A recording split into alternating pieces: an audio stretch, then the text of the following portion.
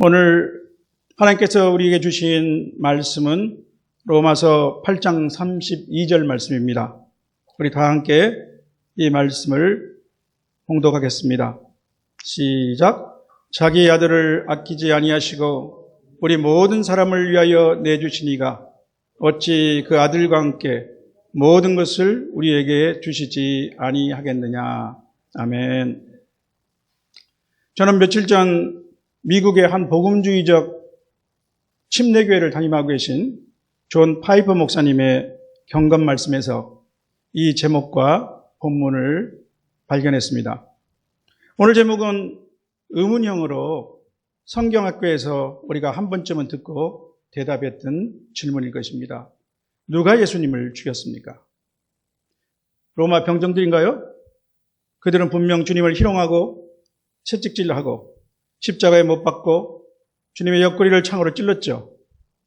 그런데 조금 로마 병정들이라고 하면 그렇죠. 아니면 본디오 빌라도 총독인가요? 빌라도는 예수님의 피에 대해서 자신의 무죄함을 물에 손을 씻어서 보였지만 우리는 사도신경을 통해 예수님이 본디오 빌라도에게 고난을 받아 십자가에 못 박혀 죽으셨다고 고백하고 있습니다. 아니면 유대인들이 아닐까요? 예수님은 이 유대인들에 대해서 빌라도에게 내게 넘겨준 자의 죄는 더 크다라고 말씀하셨습니다. 그런데 결국 우리 모두가 예수님을 죽인 것 아닌가요? 예수님은 바로 우리 죄를 위하여 십자가에 죽으셨기 때문입니다. 찬송가 147장 거기 너 있었는가 그때 주님 그 십자가에 달릴 때에는 우리가 시공을 넘어 바로 주님을 십자가에 매달고 주님을 창으로 찌른 자임들을 고백하고 있습니다. 사실 예수님의 십자가 죽음에는 이 모든 사람들이 우리를 포함해서 이 모든 사람들이 관여했습니다. 그리고 그 배후에는 사단이 있었습니다. 그런데 여러분, 오늘 본문은 예수님을 죽이신 분은 바로 하나님이라고 말씀하고 있습니다. 하나님은 자기 아들을 아끼지 아니하시고 우리 모든 사람을 위해 내어주셨다는 것입니다. 예수님도 말씀하신 바와 같이 만물보다 크신 하나님의 손에서 그분의 허락 없이 아무도 빼앗을 자가 없기 때문입니다. 성령이 강림하신 날 성령 충만을 받은 사도 베드로는 어리둥절한 이스라엘 사람들에게 예수님에 대해 이렇게 외쳤습니다. 예수님은 하나님께서 정하신 뜻과 미리 아신 대로 내준 바 되었거늘 너희가 법 없는 자들의 손을 빌려 못 박아 죽였다. 저는 오늘 아들을 아끼지 아니하신 이 하나님의 사랑에 대하여 여러분과 함께 은혜를 나누고자 합니다. 그러나 한편의 설교 안에 어떻게 하나님의 사랑을 다 담을 수가 있겠습니까? 국자 하나로 바다를 뜨는 격이겠죠. 저는 이 본문의 말씀에 귀 기울이고자 합니다. 우리 모두에게 성령의 감동하심이 있기를 간구합니다. 첫째로 하나님의 사랑은 다 주시는 사랑입니다. 자기 아들도 아끼지 아니하셨습니다. 형언할 수 없는 고통을 감내하신 사랑입니다. 이 하나님의 마음을 우리는 구약 성경에서 예수님이 이 땅에 오시기 수천 년 전에 아브라함이 겪었던 일을 통해 간접적으로 엿볼 수 있을 것 같습니다. 창세기 22장에 이삭을 드리는 사건이 바로 그것이죠. 100세에 낳은 소중한 아들 이삭을 하나님은 번제로 요구하시며 아브라함의 믿음을 시험하셨습니다. 이삭을 번제로 드리기까지 아브라함이 느꼈을 그 모든 고통을 뒤집어 보면 장차 예수님을 내어주실 하나님의 고통이 거기 있습니다. 또한 하나님은 아브라함의 믿음의 순종을 칭찬하시고 복을 주시면서 내 아들, 내 독자도 아끼지 아니하셨은즉 이라는 말씀을 2번 반복하셨습니다. 내 아들, 내 독자도 아끼지 아니하셨은즉. 그냥 눈으로 휙 읽어버릴 때는 이 말의 무게와 울림을 느끼지 못할 수도 있습니다.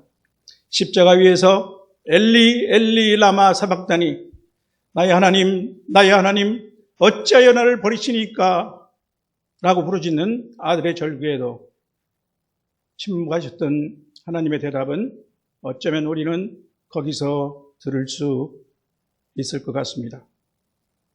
둘째로, 하나님의 사랑의 대상에는 구별이 없습니다. 우리 모두를 위해 주시는 사랑입니다. 우리의 자격을 보시지 않습니다. 온 인류에 대한 우주만큼 넓은 사랑입니다. 이스라엘 백성은 하나님의 혈통인 자신들만을 하나님의 선민으로 생각했습니다. 그러나 하나님의 구원 계획은 아브라함을 부르시긴 훨씬 이전 에덴 동산에서 아담이 범죄했을 때 이미 드러났습니다. 하나님은 뱀에게 내가 너로 여자와 원수가 되게 하고 내 후손도 여자의 후손과 원수가 되게 하리니 여자의 후손은 내 머리를 상하게 할 것이요 너는 그의 발꿈치를 상하게 할 것이니라 라고 말씀하셨습니다. 여자의 후손으로 그리스도가 오셨습니다. 이제 그가 오신 이후에는 그리스도의 것이면 혈통에 관계없이 다 아브라함의 자손인 것입니다.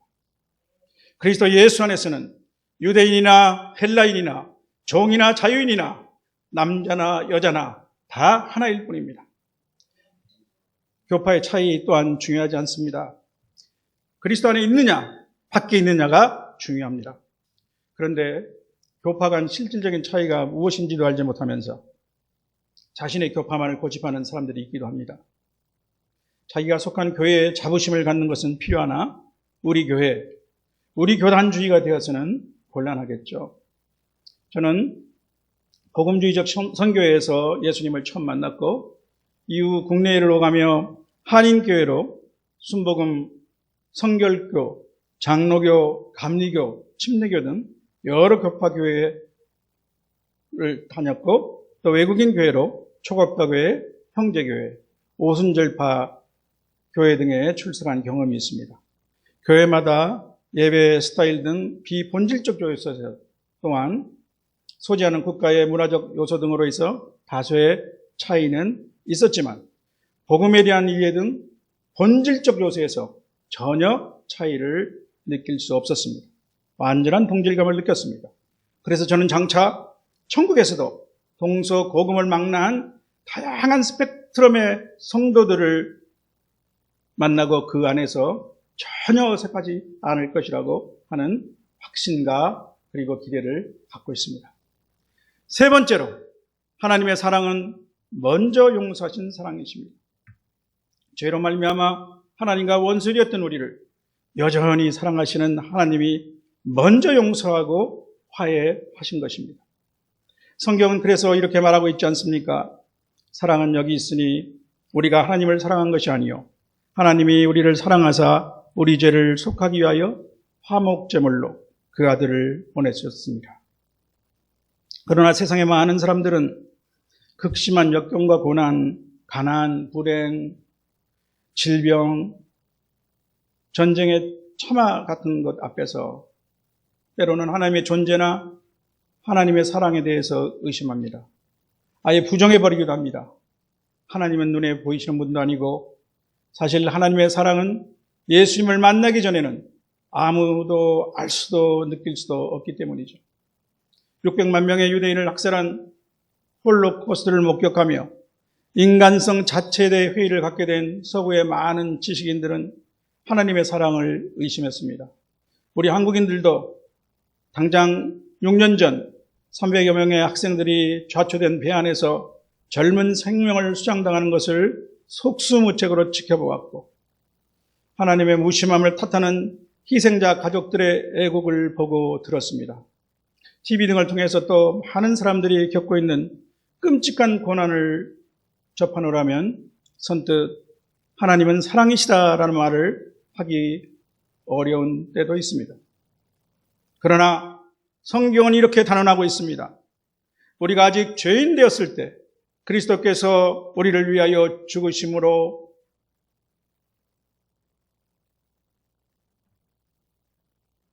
하나님께서 우리에 대한 자기의 사랑을 확증하셨느니라.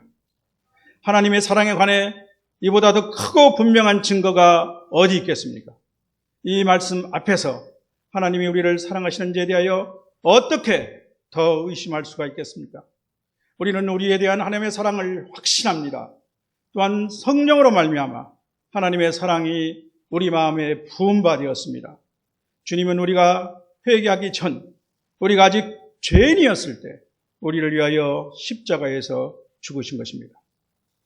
마지막 네 번째로 하나님의 사랑은 공의로운 사랑입니다. 하나님의 사랑은 조건적이고 이기적이고 유한한 인간의 사랑과 같지 않습니다. 하나님은 사랑이시기 때문입니다. 또한 하나님은 절대적으로 의로우시기 때문에 죄를 용납하지 않으십니다. 그것은 빛과 어둠이 같이 할 수 없는 것과 같은 것이죠. 인간이 범죄함으로 우리에 대한 하나님의 절대적인 사랑과 절대적인 공의가 서로 충돌하게 되었습니다. 인간을 죽음에서 구원하시기 위해서는 누군가 죽음으로써 죄의 대가를 지불해야 했습니다. 죄의 삭은 사망이고 피 흘림 없이는 죄사함이 없기 때문입니다. 짐승을 대신 죽인 구약 시대의 희생제사는 불완전한 것이었습니다. 인간을 대속하기 위해서는 죄 없는 완전한 인간이 희생 제물이 되어야 하지만 모든 사람은 죄를 범하였습니다. 그래서 하나님의 영광이 되지 못한다고 성경은 말씀하고 있죠. 그래서 하나님은 자신의 유일한 아들 예수님을 이 땅에 보내어 십자가에 내어주신 것입니다. 동정녀에게 태어난 예수님은 모든 일에 우리와 같이 시험을 받으신 이로되 죄는 없으신 분이었기 때문에 우리를 위한 대속물이 되실 수 있었던 것입니다. 바울 사도는 예수님의 성육신과 십자가의 죽음을 이렇게 정리했습니다. 하나님이 죄를 알지도 못하시는 이를 우리를 대신하여 죄로 삼으신 것은 우리로 하여금 그 안에서 하나님의 의가 되게 하려 하심이라. 주님의 보혈로 말미암아 주님 안에서 이제 우리에게는 하나님의 의가 전가되었다는 뜻입니다. 또한 이 예수를 하나님이 그의 피로써 믿음으로 말미암는 화목제물로 세우신 것은 하나님이 자기의 의로우심을 나타내시기 위하심입니다. 하나님의 의는 하나님의 사랑 안에서 드러난 것입니다. 이상으로 우리는 구원의 하나님으로서 우리에게 대한 하나님의 사랑을 살펴보았습니다. 자기 아들을 내어주시는 고통을 스스로 감수하신 하나님, 그리스도 안에서 어떠한 차별 없이 모든 인류를 들어 품에 안아주신 하나님, 먼저 우리를 사랑하여 우리를 용서하여 주시고 우리 안에 그 사랑을 부어주신 하나님, 십자가의 신비를 통하여 자신의 공의를 드러내시고 우리를 자신의 의가 되게 하신 하나님이십니다. 하나님의 이 무조건적, 자발적, 무제한적 사랑은 그리스도의 십자가 위에서 절정을 이루고 우리에게 계속적으로 부어지고 있습니다. 하나님께서 자기 아들을 우리에게 주심으로 우리의 죄가 용서받고 우리는 예수 생명으로 새롭게 태어나 하나님의 자녀가 되었으며 나날이 예수님 닮아가는 모습으로 거룩해지며 이 땅에 살면서도 천국의 기쁨을 맛보며 장차 완전한 천국의 소망을 갖게 되었습니다. 성도 여러분, 이 하나님의 사랑을 내가 받았으니 이제 나는 하나님 앞에 무엇을 해야 할까요? 하는 마음이 들지 않으십니까? 각자의 마음에 먼저 떠오르는 그것을 하나님께 올려드리십시오. 저는 무엇보다 우리 모든 성도들이 각기 귀한 존재임을 자각했으면 좋겠습니다. 주님이 우리를 위하여 엄청난 값을 치르셨습니다. 우리는 이래봬도 원가를 따질 수 없는 귀한 존재이죠. 따라서 우리의 예배를 통해서 또한 우리의 삶을 통하여 우리는 항상 하나님께 찬미의 감사를 올려드리는 진정한 예배자가 되어야 한다고 생각합니다. 이 백성은 내가 나를 위하여 지었나니 나를 찬송하게 하려 함이니라. 하나님이 우리를 창조하신 본 목적입니다. 제가 포르투갈 리스본에 있을 때였습니다. 한 장로님을 만났던 생각이 납니다. 대학생 딸과 같이 유럽을 여행하시던 중이었습니다. 교회가 도시 외곽 흥미진 곳에 있었음에도 불구하고 주일 예배에는 가끔씩 한국 여행객들이 교회를 찾아왔는데 장로님도 그들 중에 한 분이셨습니다. 예배 후에 리스본 시내 호텔까지 이분을 모셔드렸는데 이분은 차 안에서 주일 성수에 대한 자신의 경험과 확신을 이야기하셨습니다. 자기는 주일 성수를 소홀히 하다 몇 번 사업이 망한 경험이 있어서 지금은 어디를 가든지 주일 성수는 꼭 한다는 것이었습니다. 이제 다시 사업은 아주 잘 되고 있다고 하면서 명함을 건네주셨습니다. 개성공단에서 제조업을 운영하시는 분이었습니다. 저는 이분이 장로가 되시면서도 하나님의 사랑에 대해 이해가 너무 1차적인 것 같아서 참 안타까웠습니다. 물론 잘 알아도 표현이 부족할 수도 있을 것입니다. 그러나 이분의 경우는 그게 아니었습니다. 하나님이 우리가 주일 성수를 잘하면 상 주시고 못하면 벌 주시는 분입니까? 주일 성수가 중요하지 않다는 말이 결코 아닙니다. 그것은 신앙생활의 기본이죠. 그러나 하나님에 대한 이해가 유치원이나 초등학생 수준을 여전히 벗어나지 못하고 있음이 문제라는 것입니다. 예배도 주일 성수도 하나님의 복을 받는 전제 조건이 되거나 벌을 면하는 율법이 되면 안 됩니다. 그것은 자신의 아들까지 내어주신 하나님의 이 크신 사랑에 대한 우리의 믿음과 감사의 반응이 되어야 합니다. 그 2년이 채 못 가서 2016년 개성공단 폐쇄 뉴스를 듣게 되었을 때 저에게는 그 장로님이 제일 먼저 생각이 났습니다. 두 번째로 하나님의 사랑을 넘치도록 듬뿍 받은 우리는 이 사랑을 흘러보내야 할 것입니다. 복음 전도와 구제가 바로 그 실천입니다. 저도 이 점에 있어서는 그리 떳떳하지 못합니다. 최근에 와서 전도한 사람이 없습니다. 신대원 다닐 때는 공부하느라 시간이 없었다 했고 지금은 능력에 붙이는 설교 준비하느라 여유가 없습니다. 생각해보면 주일 예배 말고도 수요 예배, 목요, 헬라어 성경 공부 모임, 월요일, 금요일 저녁 모임 등 여러 정례 신앙 모임 참석으로 상당히 분주하네요. 거기다 요새는 코로나19로 대면 접촉을 꺼리는 상황이 장기화되고 있지 않습니까? 그러나 입만 무성한 무화과 나무가 되어서는 안 될 것입니다. 제 자신부터 전도의 열정을 회복하고 하나님께 지혜를 간구할 때라고 생각합니다. 구제도 마찬가지입니다. 지금은 제가 아무리 연금생활자로 전락했다 해도 어느새 베푸는 마음까지 위축된 모습을 스스로 보면서 자괴감이 들었습니다. 우리 시서의 말에도 쓴 돈만이 자기의 돈이라는 말이 있지 않습니까? 주님은 이렇게 말씀하셨습니다. 주라 그리하면 너희에게 줄 것이니 곧 후일되어 누르고 흔들어 넘치도록 하여 너희에게 안겨주리라. 그리고 그 다음 말도 참으로 중요합니다. 너희가 헤아리는 그 헤아림으로 너희도 헤아림을 도로 받을 것이다. 우리의 베푸는 헤아림, 그 용량이 커지기를 기도하십시다. 자신을 위해서는 잘도 쓰면서 어려운 이웃을 위해서는 베풀지 못하는 사람 1번, 자기한테도 인색하고 베풀지도 못하는 사람, 둘 다 주님의 제자로서는 합당하지 않습니다. 그러면 정답은 그렇죠? 3번이죠. 자신에게는 근검하지만 후히 베푸는 사람. 우리는 이 땅에 사는 동안 주님의 청지기임을 항상 기억해야 할 것입니다. 사랑하는 성도 여러분, 이제 오늘 말씀의 결론입니다. 하나님의 풍성한 사랑에 응답하여 하나님을 뜨겁게 사랑하고 감사하며 또한 이웃에게 그 사랑을 기꺼이 흘려보내는 넉넉한 마음을 가진 성도, 바로 저와 여러분이 그렇게 되기를 축원합니다. 네, 기도하시겠습니다. 하나님 아버지,